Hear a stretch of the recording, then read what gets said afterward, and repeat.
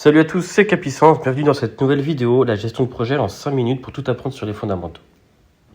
Alors tout d'abord, qu'est-ce qu'un projet? Un projet est une entreprise temporaire décidée dans le but de créer un produit, un service ou un résultat unique. Un projet a plusieurs caractéristiques. Tout d'abord, un projet il est temporaire. Chaque projet a une date de début et une date de fin. Un projet il est unique. Le résultat il est original et non répétitif. Il n'y a jamais deux projets identiques. Un projet, il est coordonné. C'est un ensemble d'activités interdépendantes pilotées vers un objectif commun. Un projet, il a plusieurs contraintes. Il a 3 contraintes fondamentales qu'on appelle souvent la triple contrainte. En modifier une affecte les autres. Il faut voir ça comme un triangle où chaque côté représente une contrainte. La première contrainte, c'est les délais. Il faut respecter les échéances et les jalons définis. La deuxième contrainte, c'est les coûts. Il faut rester dans l'enveloppe budgétaire allouée. La troisième contrainte, c'est le périmètre. Donc on l'appelle aussi la portée. C'est livrer exactement ce qui est attendu. Donc ces 3 contraintes, elles sont liées les unes par rapport à les autres. Donc dans le triangle, si on augmente le périmètre, ça va toucher les délais et les coûts. Si on touche les délais, ça va augmenter les coûts. Il faut voir ça comme par exemple un projet de construction. Si on augmente les délais, ça va forcément affecter les coûts. Si on change le périmètre, on l'agrandit, ça va affecter les délais et les coûts. Il faudra plus de temps et plus d'argent pour le faire. Dans ce triangle, à l'intérieur du triangle, on trouve la qualité. C'est la résultante des 3 contraintes.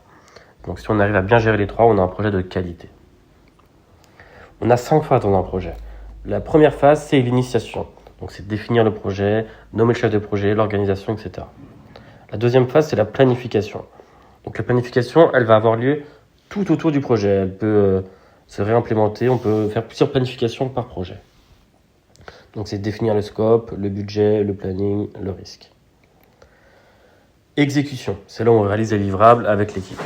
Le quatrième, c'est la surveillance et le contrôle. Donc c'est là où on va suivre, mesurer et ajuster en permanence. On va mesurer les déviations, ainsi on va peut-être replanifier pour prendre en compte les déviations et agir en conséquence. Lorsque tout est livré, on a la phase de clôture. C'est là où on livre, on évalue et on capitalise les leçons. Très important de capitaliser les leçons pour pas reproduire les erreurs du passé. Il y a 2 grandes approches en gestion de projet. Il y a l'approche prédictive, où c'est cascade, waterfall. Donc tout est planifié dès le début. C'est un périmètre fixe qui est bien défini. Les changements sont coûteux car, comme on l'a dit, c'est planifié dès le début, donc c'est pas planifié et il y a toute une planification à refaire. On a une livraison qui est unique en fin de projet. C'est très souvent utilisé dans les domaines de la construction et de l'ingénierie. Ensuite, la deuxième approche, c'est l'agilité. Donc c'est en itération, on a une planification qui est itérative par sprint. Une sprint, c'est quoi? C'est une période.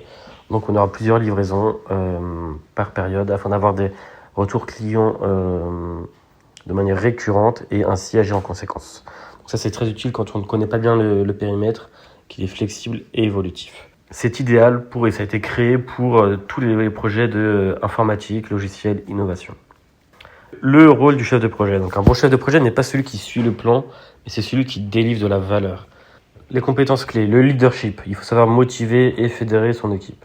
La planification, donc définir le scope, le WBS, donc Work Breakdown Structure, c'est un peu le squelette, comment on va orchestrer le projet, le calendrier planning et le budget. Les risques afin d'avoir le moins de surprises possible, même si sur le papier on en a toujours. Donc on identifie, on analyse et on mitige les risques. Donc ça veut dire qu'on réduit les conséquences du risque avant qu'ils aient lieu. Parce que comme ça, s'ils ont lieu, on sait comment réagir. On a déjà prévu le risque et ça a moins d'impact. La communication, on gère les parties prenantes clés. Les parties prenantes, c'est quoi? C'est toutes les personnes qui auront une influence sur le projet. Donc il faut les introduire dès le début du projet pour qu'ils suivent le projet et qu'ils se sentent concernés.